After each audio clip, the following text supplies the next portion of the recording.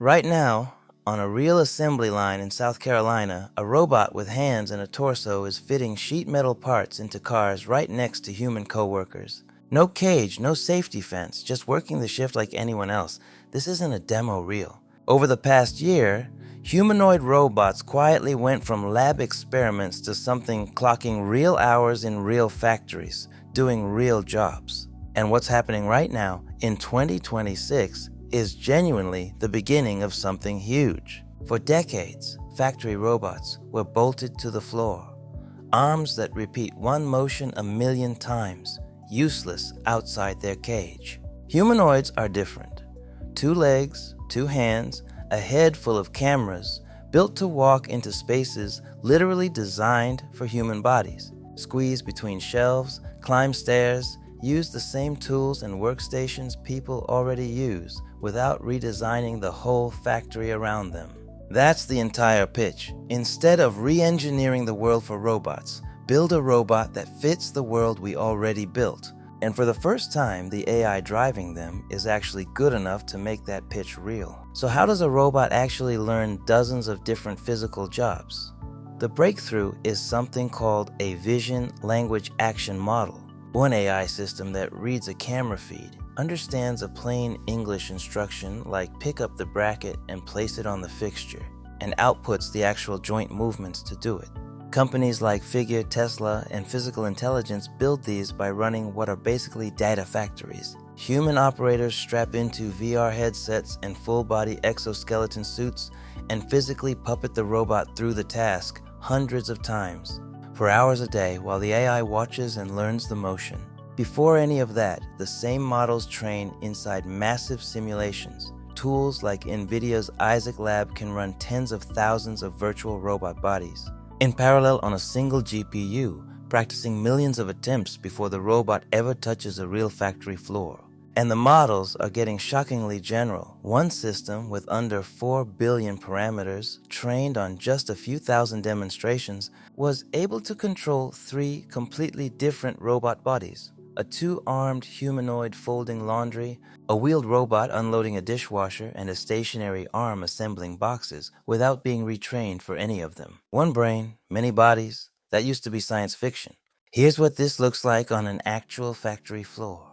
At BMW's Spartanburg plant, Figure's humanoid robot, first the Figure 02 and now the newer Figure 03, has already contributed to the production of more than 30,000 BMW X3s over 10 months, working in the body shop, inserting sheet metal parts into the welding line, a job that demands both speed and precision. Figure 03 adds soft padded components for safety around humans, wireless charging so it never needs to be plugged in between shifts, and hands with real tactile sensors, so it can actually feel how hard it's gripping something.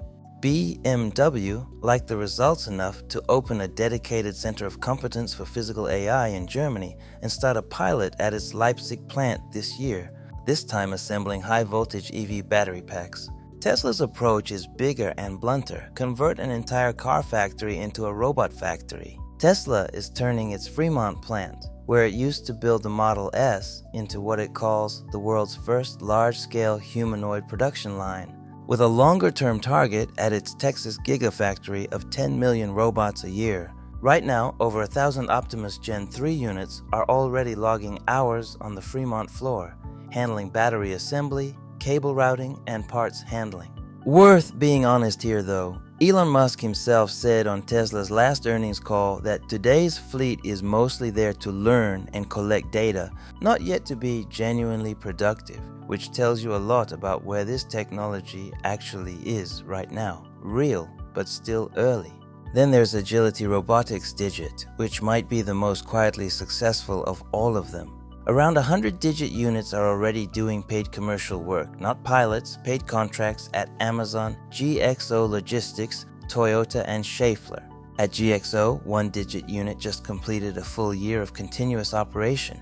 It moves at over 1.5 meters per second, lifts up to 16 kilograms at a time, and can work up to 20 hours a day moving totes and tending machines. Agility just agreed to go public through a $2.5 billion deal. A strong signal that Wall Street thinks this is a real business now, not a research project. So what does this actually mean?